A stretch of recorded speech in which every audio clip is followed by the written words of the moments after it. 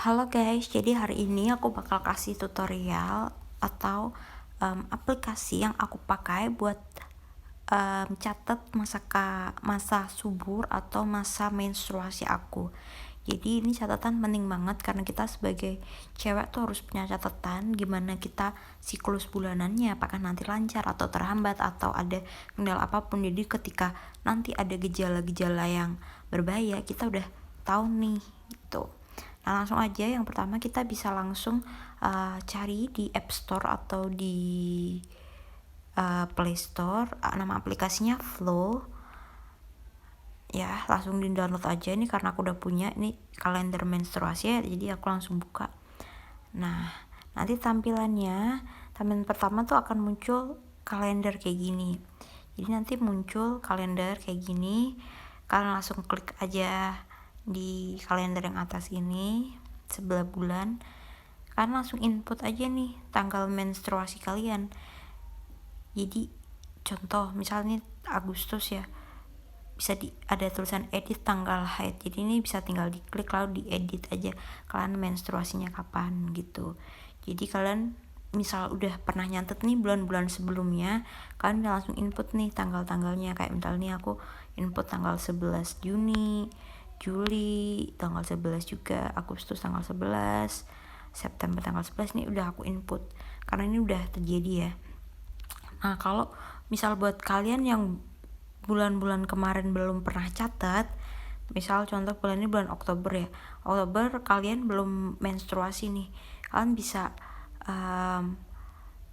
lihat prediksinya tuh belum muncul karena kalian belum pernah input data. Kalau masih baru pertama tuh belum muncul. Nah, kalau yang ini yang punya aku ini udah muncul bulan-bulan berikutnya yang ada titik-titik ini ya, tanggal 20 November 20 November ini ada titik-titik, kemudian Desember 23 Desember tuh ada titik-titik. Artinya apa? Ini prediksi bulan berikutnya dimana akan terjadi menstruasi. Nah, kalau kalian mau input, kalian langsung aja nih bulan Oktober, misal kalian menstruasi tanggal 28, langsung diklik aja tanggalnya, kemudian edit tanggal haid. Nanti kalian bisa langsung klik aja menstruasi mulai tanggal kapan. Nanti di bulan depannya akan ada prediksinya gitu. Kemudian untuk yang di lingkaran ini November tanggal 5 ini adalah siklus berpeluang hamil tinggi. Jadi ini masa subur. Jadi buat teman-teman yang mungkin udah menikah atau yang aktif berhubungan seksual mungkin bisa dicatat ya, kalau di sini tuh udah ada prediksi tanggal 5, 6, 7 ini adalah prediksi berpeluang hamil tinggi. Tapi yang angka biru ini kalian bisa perhatikan. Jadi 31, 1, 2, 3, 4, 5, 6 sampai 7 ini adalah masa subur. Cuman puncaknya tanggal 5. Jadi ketika kalian melakukan hubungan seksual pada tanggal ini itu berpeluang hamil tinggi. Nah, untuk tanggal-tanggal yang hitam ini itu siklusnya berpeluang hamil rendah. Biasanya nggak ada catatan apa-apa, atau pas kalian klik itu biasanya memang tidak masa subur begitu. Nah, kalau nanti plusnya lagi ketika pakai aplikasi ini adalah kalian bisa nih input juga, misal tanggal 28 ini kalian udah jalan berapa langkah nih, 100 langkah. Tanggal 27 96 langkah. Tanggal 26 ada 1000 sekian langkah. Pokoknya ketika kalian biasanya olahraga itu muncul juga di sini. Nih. Ini bagus juga karena ada prediksi kesehatannya. Kemudian kalian bisa tambah nih, ada tombol tambah di bawah kanan paling bawah ini, kalian bisa pencet, kemudian kalian bisa input juga. Nih, inputnya bisa input berat badan. Kalian berat badannya berapa? Kayak misal aku berat badannya 65 kilo, aku bisa tambahkan. Kemudian jam tidur berapa? Kayak misal aku tidur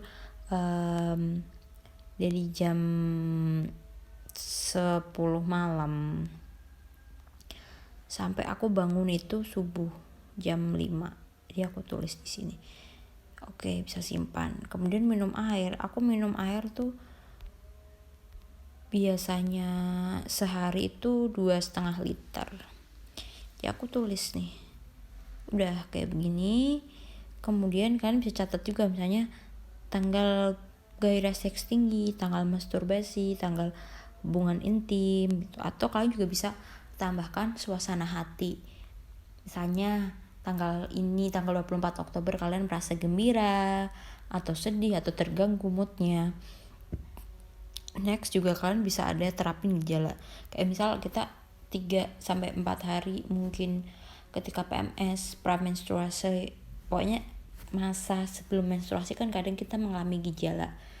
Entah itu payudara kita sakit atau mungkin lebih sensitif, itu kalian bisa tambahkan di part gejala ini.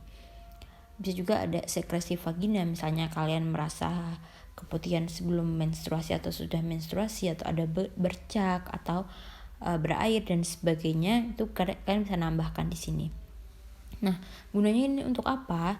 Ini adalah sebagai parameter atau sebagai catatan di mana ini bisa menjadi poin penting ketika kita tahu nih kesehatan kewanitaan kita bagaimana, kesehatan vagina kita bagaimana, apakah menstruasinya lancar, apakah hormon-hormon kita baik, ataukah kita merasa seperti apa gejalanya. Jadi kita sudah catat nih, dan ini jika suatu saat nanti mungkin kita mengalami gejala sakit atau ada harus ke dokter sebelum program kehamilan atau bagaimana, kita punya catatan kesehatan kita gitu.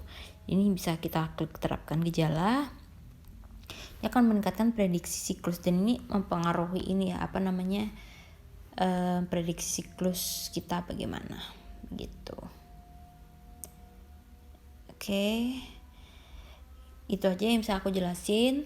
Kalian untuk otak-atiknya kalian bisa coba sendiri, cuma secara garis besar caranya seperti itu.